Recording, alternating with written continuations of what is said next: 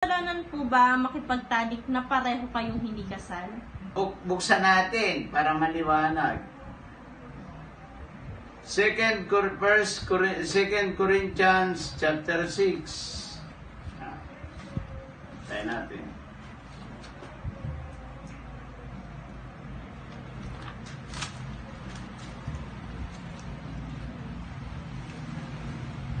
Ano ba yan? 2 Corinthians chapter 6. Ano nakalagay dyan?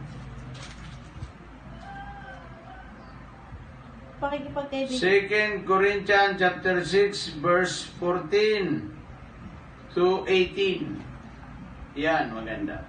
Basahin po. Basa. Huwag kayong makisama sa mga di sumasampalataya na para bang kapareho ninyo sila. Maaari bang magsama ang katwiran at ang kalikuan? O kaya'y ang liwanag at ang kadiliman? Maaari bang magkasundo si Kristo at ang Diablo? Ano ang kaugnayan ng sumasampalataya sa di sumasampalataya?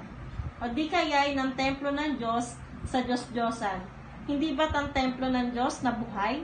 Siya na rin ang may sabi, mananahan ako at mamumuhay sa piling nila. Ako ang magiging Diyos nila at sila'y magiging bayan ko.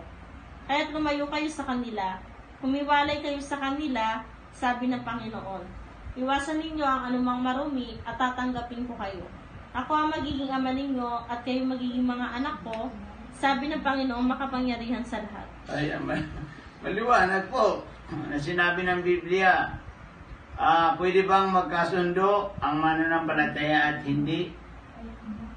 Pwede bang magkasundo ang Panginoong Jesucristo at ang Diablo? Hindi po. Pwede bang magkasundo ang mananampalataya at hindi mananampalataya? Hindi po. Ngayon, bakit may mga nag-aasawang hindi mananampalataya? Kung mag-asawa kang hindi mananampalataya ang asawa mo, may consequences yan. Mayroon yan na parusang tatamuhin ka.